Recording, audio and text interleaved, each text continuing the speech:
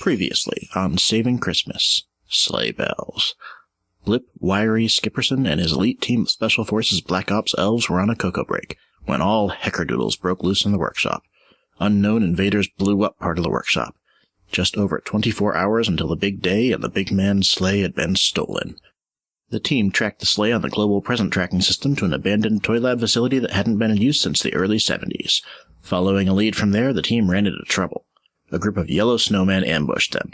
The team fought back but were surrounded. At the last minute, they were saved by a group of reindeer. Jimmy, the illegitimate red-nosed reindeer, made them a deal. He'll lead them through the snowstorm to their destination, and they'll put in a good word about him with Santa back at the workshop. December 24th, 0032 hours.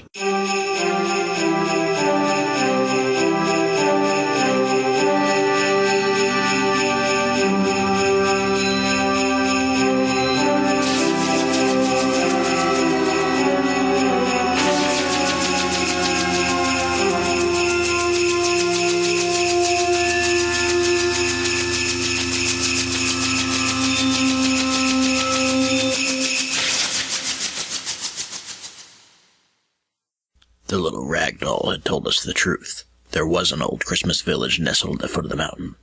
Half coal mining town, half happy elf workshops and stores. I had no clue how long it had been abandoned. The once bright-colored paint on the shop windows, combined with the soot and coal dust covering most everything, gave the entire area a Dickensian look to it. The road leading to the town split a few hundred yards before the town proper, and came back together in a loop that ran across the front of the town.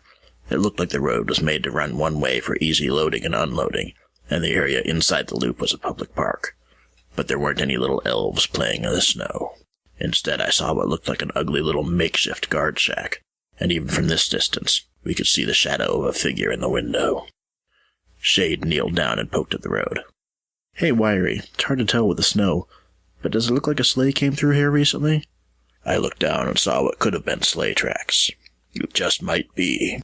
Looks like this is the place. Shade, Longshot, move out." "Going silent, boss," Longshot said, and started to sneak off. Suddenly his lights came on.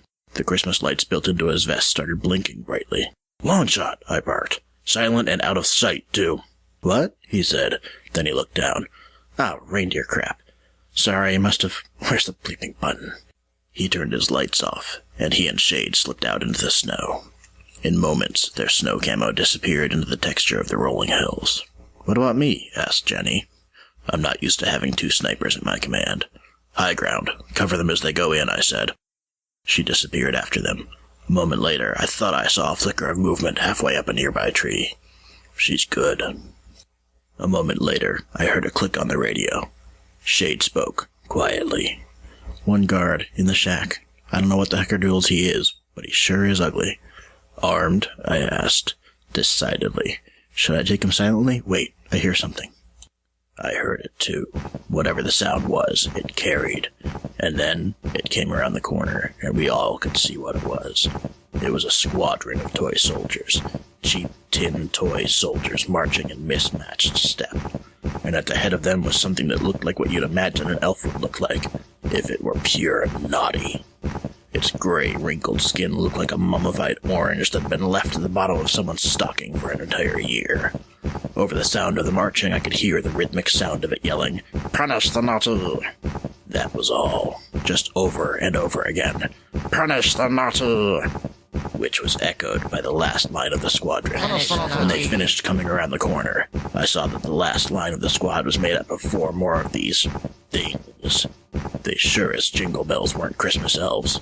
They were some kind of anti-Christmas goblins. They marched down the road, chanting their sick little chant. Then they turned the corner and disappeared back into the village. "Cambo," I said, "catch up to our sneaker and sniper, and get ready to blow a cloud of coal dust into that shed if Longshot and Shade can't take him out quietly." "Sure thing, boss," she said as she followed them across the rolling snowy plain. "All right, take the guard out. Quietly. If you can disable, do so. I'd like to ask him questions. If you can't, well, I think this time I'll be full of understanding." Shade's quiet reply came. "Gotcha covered." There was a quick commotion in the guard shack, then it went quiet. I saw Longshot sneak into the building, pointing his candy cane crossbow down at what I assumed was a prone enemy. I ran across the snow towards the shed. I didn't know if there were any other patrols out there, and I didn't want to be spotted moving. Doc was right on my heels, and I skidded to a stop in the snow outside the shed. The goblin was even uglier up close than I'd imagined, and smellier. If naughty had a smell, it would be this. The rancid odor of rotting chestnuts almost knocked my socks off. His faded brown and bruised blue jacket, once cute and fuzzy, was now matted and patchy. Instead of tiny booties, he wore giant clunky military-style boots, and at his side, instead of a workshop tool, hung a chipped cutlass. And he was alive. Shade had an ice pick held up against his throat. He was glaring at me with a fire in his eyes that I've never seen. I don't know if this thing was once an elf, or if it was even from a subspecies related to ours. All I know was that all of my years of combat experience never prepared me for this perversion of everything good in this world. "Who are you? What do you people want?" I barked at him, attempting to hide my disconcertion. "We are what you should be, traitor," it screeched. "We are the true elves. We will rain down punishment on the naughty. We will remake this world in the image of the Anti-Claus.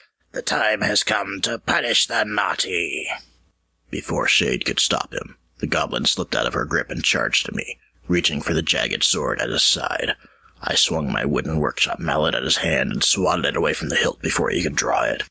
Then I heard the simultaneous sound of shattering glass and the twing of a crossbow. A peppermint from Hawkeye's slingshot shot through the window and beat the goblin in the head, and a crossbow bolt from Longshot penetrated his center body mass. The creature fell down, dripping bloody ichor into the snow. In the distance, we heard the group of toy soldiers coming back around again. The faint shouts of, "Punish the naughty!" were getting louder. I peered out the window of the shed as they walked by. We had to search this town and find the sleigh, preferably without starting a war. But if it came down to it, then preferences can be stuffed down a stocking. We're ready for a war if it comes to it. Christmas is worth saving, whatever the cost. Once the parade passed by, we headed out into town. The first row of buildings all appeared to be shops. On the north end of the row was a store with a faded sign hanging over the door labeled Blippy Bumpkin's Grocery and Drug Store. The middle building was the brightest of the three, with faded and chipped painted scenes of happy toys and children in the windows. The windows said that it was Toblerone's Oys and Ickles. I figured it was originally Toblerone's Toys and Tools, but time makes a mockery of everything in the end. The southernmost building was once painted a rich green and gold, but now the gold had greened and the green had faded. The sign outside the door said, Gilderpuff Banking Co. Campbell tilted her head at the sign. Gilderpuff? What happened to Squeaky Weeky? Gilder and Puff started the bank back in the 1800s, I said. The Puff family sold their share to Bell's Squeaky Weeky back in the early 1900s. Now they're one of the most respected names in North Pole banking. Back before then, they were doll makers. How the jingle bells did you know that? My cousin Velvet married into the family. Shade listened at the door. I hear noises, scratching. Well, it's a bank. It's probably humbugs hoarding any leftover cash inside. I think we can leave it alone. It doesn't look like they broke into the building. Let's check the toy store. We did a quick recon of the toy store, and it looked like there was a small side entrance in the alley between it and the grocery store. I could hear the footsteps getting closer as I worked on the lock. It took a few fumbling tries, but eventually I got it open and we slipped inside just in time to see the Goon Squad go by. The place was in shambles. It looked like the goblins had ransacked this place, but just threw everything around and broke it. There wasn't a toy left intact in the entire place. Looking around, however, I did find a nice tool set, including a miniature nail gun, the kind that safety regulations don't let us use around the workshop anymore. I think I'll appropriate this, I said as I dusted it off and grabbed a few clips of nails. This'll pack a little more punch than my staple gun does. Shade grabbed the tool belt that was hanging on the wall.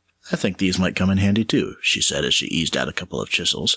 She spun them in her hands experimentally.